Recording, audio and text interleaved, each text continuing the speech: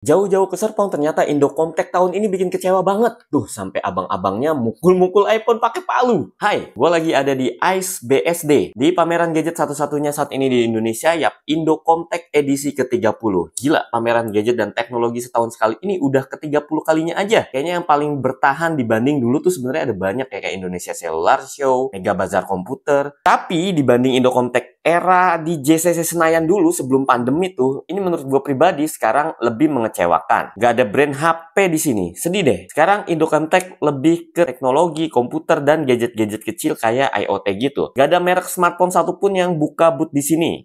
Ada ding. Samsung, tapi nggak niat, mojok kecil nggak kelihatan orang. Dulu yang namanya Samsung selalu bootnya biasanya paling gede loh. Bahkan ada Erafone aja yang rajanya Indocomtek, sekarang tuh udah nggak buka booth di sini, udah nggak ada Erafone. Booth gedenya cuma ada Canon yang majang kamera dan printer, ada Fujifilm yang majang kamera. Seru juga nih Fuji bisa nyobain foto pakai Instax.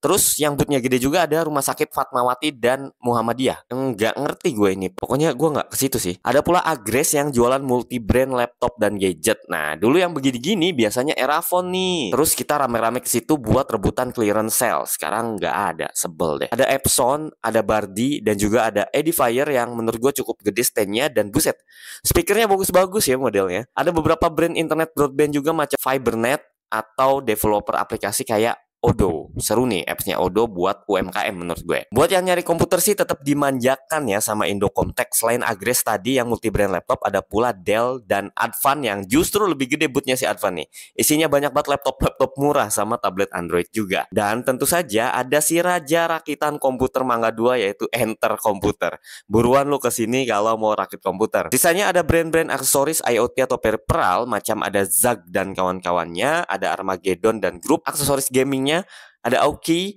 ada Vention juga, ada juga Nubuo yang menurut gue lo harus ke booth ini karena ini obrolnya gede-gede banget. Ada Unicast Store juga. Dan yang mengecewakan menurut gue, dari sekian banyak tuh banyak banget booth-booth dari perusahaan-perusahaan pabrik OEM yang konsepnya B2B. Jadi nggak bisa kita beli nih. Ini cuma buat peluang bisnis aja. Contoh, ini ada PT yang majang smartwatch cakep-cakep banget. Lu bisanya, lu harus bikin brand smartwatch sendiri. Terus kerjasama sama dia pabriknya, ya udah belanja di dia gitu. Ini ada juga tablet anak-anak yang aduh lucu banget tapi nggak bisa gue beli juga. Banyak sumpah booth-booth yang B2B kayak gini, kayak misalnya solusi IT lah, jaringan lah dan lain sebagainya. Yang konsumen gadget kayak gua itu buat datang ke boothnya aja susah karena dia pakai bahasa Mandarin juga. Ini berbeda banget kalau kayak dulu Indocomtek lebih mengutamakan konsumen retail dan orang yang datang sini ya tujuannya emang mau belanja gadget dan cari-cari diskonan, promo, hadiah dan lain sebagainya. Bahkan sebenarnya tiap tahun Indocomtek tuh suka berlomba gede-gedean transaksi ya, sampai miliaran tiap ngadain exhibition kayak gini. Sekarang yang gue cari malah nggak ada. Sebagai satu-satunya pameran gadget tahunan di Indonesia, Indocomtek malah nggak ada brand smartphone sama sekali atau pentolan-pentolan gadget kayak Oppo, Vivo, Xiaomi, Infinix atau brand-brand lain atau ya operator seluler lah kayak Indosat Telkomsel, Smartfren yang kayak dulu tuh nggak ada.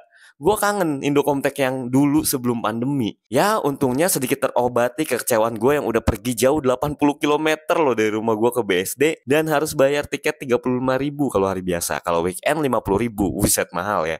Buat cuma lihat booth-booth yang begitu doang gitu. Kurang semangat jadinya.